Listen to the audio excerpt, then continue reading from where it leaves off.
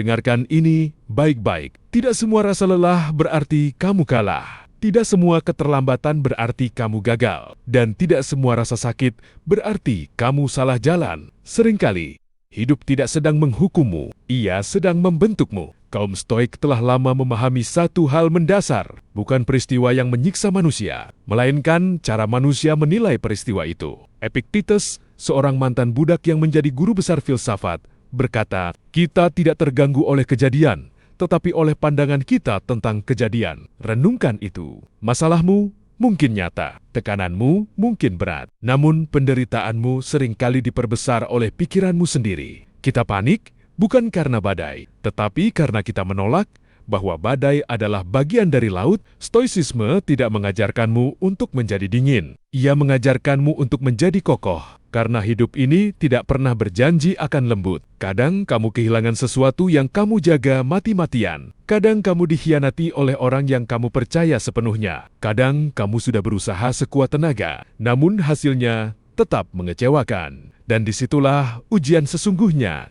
dimulai. Marcus Aurelius, seorang kaisar Romawi yang memimpin di tengah perang dan wabah, menulis, "Api mengubah apapun yang dilemparkan ke dalamnya menjadi nyala." Artinya, hambatan bukan untuk menghentikanmu, ia adalah bahan bakar. Namun, hanya jika kamu berhenti mengasihani diri sendiri. Stoik tahu bahwa hidup bukan tentang mengendalikan dunia, melainkan mengendalikan responsmu terhadap dunia. Kamu tidak bisa mengontrol ekonomi, tidak bisa mengontrol opini orang, tidak bisa mengontrol masa lalu. Tetapi kamu selalu punya kuasa atas satu wilayah, dirimu sendiri. Dan ironisnya, itulah wilayah yang paling sering kita abaikan. Kita ingin hidup berubah, namun enggan mengubah kebiasaan. Kita ingin dihormati, namun malas memperbaiki karakter. Kita ingin tenang, namun memelihara pikiran yang kacau. Stoicisme menampar ilusi itu. Ia berkata, berhenti menunggu motivasi, bangun disiplin, berhenti menuntut keadaan ideal, latih ketahanan mental, berhenti berharap hidup menjadi mudah.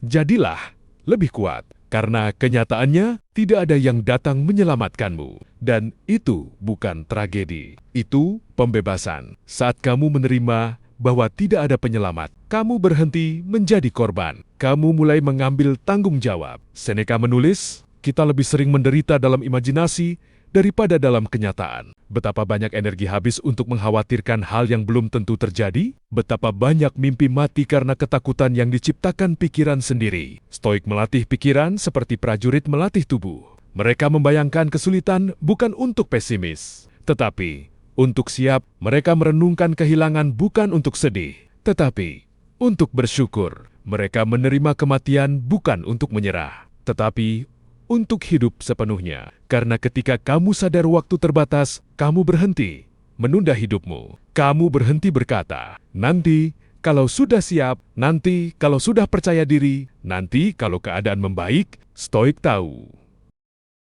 nanti adalah jebakan paling halus dari kemalasan. Hidup terjadi sekarang, keberanian dilatih sekarang, perubahan dimulai sekarang, bukan saat semuanya sempurna, tetapi saat kamu memutuskan untuk bertindak meski tidak nyaman. Karena ketidaknyamanan adalah harga dari pertumbuhan. Otot tidak tumbuh tanpa tekanan, mental tidak kuat tanpa ujian, karakter tidak terbentuk tanpa kesulitan. Jika hidupmu terasa berat, mungkin karena kamu sedang mengangkat beban yang akan menguatkanmu. Jika jalannya terasa lambat, mungkin karena pondasimu sedang diperdalam. Jika hatimu terasa lelah, mungkin karena jiwamu sedang diperluas. Berhenti menafsirkan setiap kesulitan sebagai tanda menyerah. Terkadang, ia adalah tanda bahwa kamu sedang naik level. Stoicisme tidak menjanjikan hidup tanpa rasa sakit. Ia menawarkan sesuatu yang lebih berharga. Ketahanan, kejernihan, kekuatan batin, kemampuan untuk tetap tegak saat dunia goyah, tetap tenang saat tekanan memuncak, tetap bergerak saat motivasi menghilang. Karena Stoik tidak bergantung pada perasaan, mereka bergantung pada prinsip. Dan prinsip berkata, lakukan yang benar, meski sulit, berjalan terus, meski lambat, bertahan, meski lelah.